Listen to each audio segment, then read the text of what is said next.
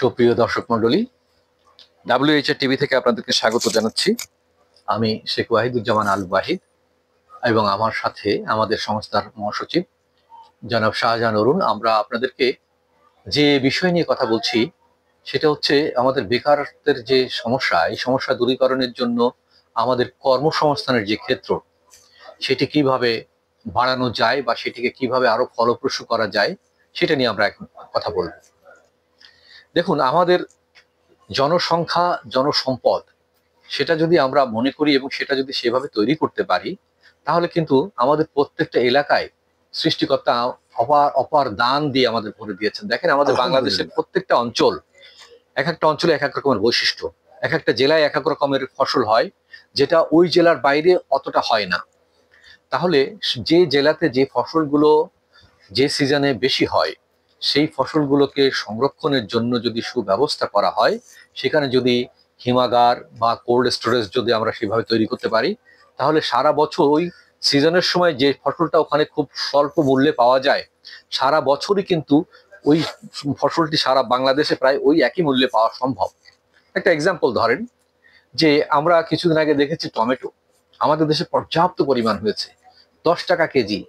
আমরা রাস্তায় বিক্রি হচ্ছে ভ্যানালা বা বাজারে পেয়েছি মাত্র 10 টাকা কেজি। তো যিনি 10 টাকা কেজি বিক্রি করেছে তিনি নিশ্চয়ই 5 টাকার বেশি কেনেননি। তো 5 টাকা কেজি যখন কৃষক বিক্রি করে 1 কেজি টমেটো, তখন তার তো যে মূল্য তো হয় না, তার তো যে এটা প্রোডাকশন যে মূল্যটা, যেটা প্রোডাক্টিং যে ভ্যালু, এই যে উৎপাদন মূল্য সে পায় না।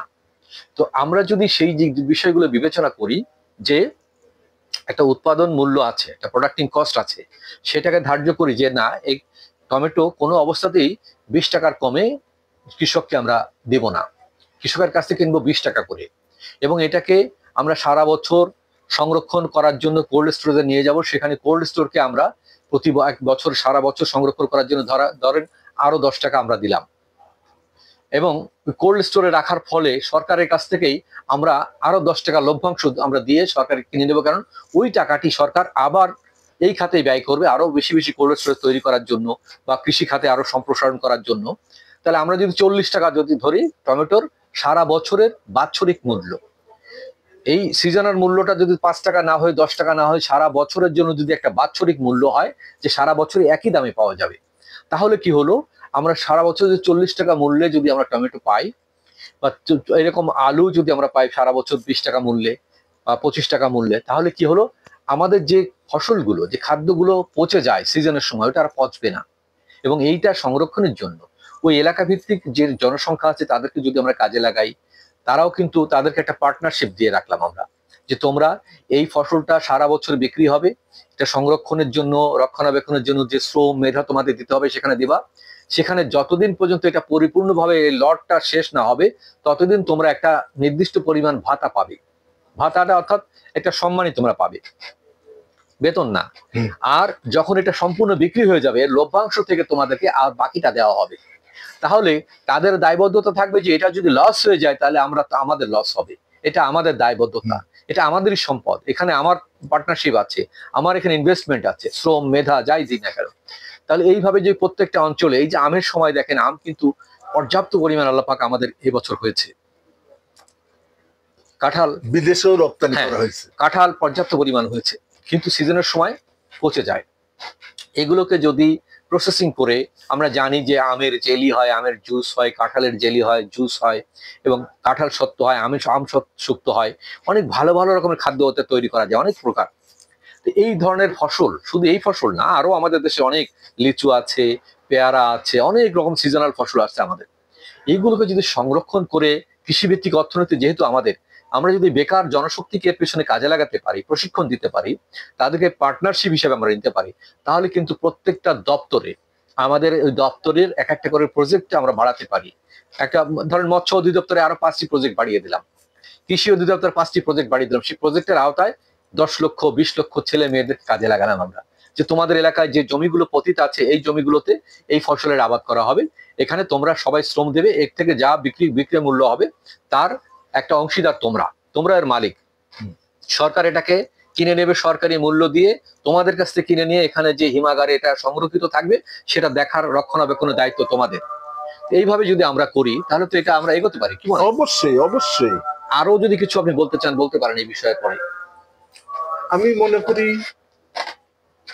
আমাদের আল্লাহ যথেষ্ট সম্পদ দিয়েছেন, সম্পদ দিয়েছে কৃষি সম্পদ। এবং এই বাংলাদেশটা সোনার দেশ, এতে কোনো ভুল ভুল নেই। ভুল নেই। হ্যাঁ, হুম। আমরা যদি সরকারি ভাবে এইটাতে গবেষণা করে চিন্তা করা হয়, আমরা যে কথাগুলো বললাম আজকে সরকারের উদ্দেশ্যে, সরকার যদি এটা গ্রহণ করে পুরোপুরি সিদ্ধান্ত নেওয়ার একটা সুযোগ নেয়, তা আমার মনে হয় যে এর মাধ্যমে আমাদের এই বেকারত্বর সমাধান সম্ভব। 100% সম্ভব।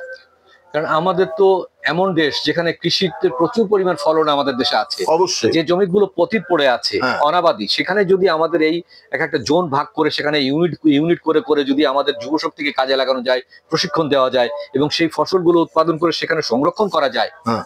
যথাযথভাবে, তাহলে কিন্তু আমাদের এই খাদ্য সমস্যা, বেকার সমস্যা আমাদের থাকে না। থাকে না। তো এই জন্য আশা করি যে যারা এই বিষয়ে বিশেষজ্ঞ, যে সংশ্লিষ্ট যত মন্ত্রণালয় আছে, কর্তৃপক্ষ আছে, তারা মনোযোগ দিবেন, তারা এগিয়ে আসবেন, তারা আমাদের কথাগুলো বিবেচনা করবেন। আমরা যে বিষয়টি নিয়ে ভাবছি, নিশ্চয়ই আপনারা এর চেয়ে আরো ভালো মানে জ্ঞান আপনাদের কাছে আছে, আপনারা সেটি কাজে লাগাবেন। প্রয়োজন হলে আমাদেরকে যদি ডাকেন, আমরা আপনাদের সাথে কাজ করব। আমরা এই যে সংস্থা, আমরা কিন্তু সহযোগী হিসাবে কাজ করছি, প্রত্যেকটা সংস্থার হিসাবে। আমরা রাজনৈতিক মতাদর্শের ঊর্ধ্বে থেকে আমাদের রাষ্ট্রের কল্যাণ কিভাবে করা যায়, জনগণের কল্যাণ কিভাবে করা যায়, এই এই আমাদের বিষয়গুলো নিয়ে উদ্দেশ্য। আমরা কাজ করে থাকি। আমাদের জনসম্পদকে আমরা কিভাবে কাজে লাগাতে পারি, জনসংখ্যাকে জনসম্পদে রূপান্তরিত করতে পারি, সেটার জন্য কিন্তু আমরা কাজ করে যাচ্ছি। এখন একটা যে বিষয়, যে আমরা তাহলে এই কাজগুলো, আমাদের যতগুলো মন্ত্রণালয় আছে মানে সম্পদকে কাজে লাগাতে পারি, সেই মন্ত্রণালয়গুলোকে নিয়ে একসাথে বসে আমরা মিটিং করে সিদ্ধান্ত নিয়ে আমরা প্রজেক্ট গুলো দাঁড় করাতে পারি। এক একটা প্রজেক্ট 3 বছর বা 2 বছর মেয়াদী হতে পারে। সেটা যদি সাকসেসফুল হয় তাহলে আমরা 5 বছর মেয়াদী করতে পারি। হ্যাঁ, ঠিক। তাহলে আমাদের ছেলে মেয়েরা বিদেশে যে হাত পাততে হবে কেন? কেন? আমাদের ছেলে মেয়েরা তো আমাদের সম্পদেই তারা কাজে লাগিয়ে তারা স্বাবলম্বী হতে পারে। স্বাবলম্বী হতে। হ্যাঁ, আমাদের এখানে পর্যাপ্ত পরিমাণ জিনিস আল্লাহ পাক মানে আমাদের এই মাটি থেকে প্রোডাক্ট হচ্ছে এবং এটা নষ্ট হয়ে যাচ্ছে সংরক্ষণের অভাবে। আমরা এটাকে কাজে লাগাতে পারছি না বিধায় এটা কিন্তু নষ্ট হয়ে যাচ্ছে। এবং এই যে মৎস্য সম্পদ, আমাদের যে মানে ফলজ সম্পদ, আমাদের অনেক রকমের সম্পদ আছে। আপনারা জানেন, আমরা ইতিমধ্যে শুনেছি পাট থেকে চা উৎপন্ন হয়, পাট পাতা, অথচ প্রতি বছর লক্ষ লক্ষ টন পাট পাতা পচে যায়, নষ্ট হয়ে যায়। কিন্তু সেটা যদি আমরা সংরক্ষণ করে সত্যি সত্যি পাট থেকে চা উৎপাদন করতে পারি, বা আমাদের দেশে যেসব উদ্ভিদের চা, তো শুধুমাত্র চার একটা নির্দিষ্ট গাছ থেকে চা উৎপাদন হয়, কিন্তু অনেক পাতা দিয়ে চা তৈরি করা হয়। তুলসী পাতার চা হতে পারে, আমরা দেখেছি যে কত রকমের পাতার চা হতে পারে। তো এইরকম অনেক সম্পদ আমাদের আছে যা প্রতি বছর নষ্ট হয়ে যায়। এটা নিয়ে যথাযথ গবেষণার দরকার, সংরক্ষণের ব্যবস্থা করা দরকার, এবং এটাকে শিল্পায়ন করার জন্য, উৎপাদনমুখী করার জন্য যা যা করার দরকার সেটি আমাদের উদ্যোগ নিতে হবে। আমরা তাই মনে করি। আপনি কি মনে করেন? হ্যাঁ, অবশ্যই এইটাই আমাদের একান্ত প্রয়োজন এবং সরকারের কাছে আমরা এইটা আবেদন রাখবো যে আমাদের এই কথাগুলো তিনি গ্রহণ করে একটা সিদ্ধান্ত নেবে।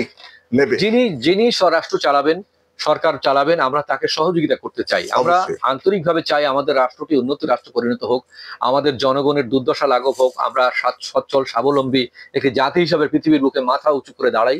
সেখানে আমাদের কোনো রাজনৈতিক মতাদর্শের আমাদের কোনো বিরোধ নাই, কাউকে আমরা সমর্থনও করি না, কারো বিরোধিতা করি না, কিন্তু ভালোটিকে সমর্থন করি। আমরা ন্যায়ের পক্ষে, সত্যের পক্ষে, ভালোর পক্ষে, কল্যাণের পক্ষে।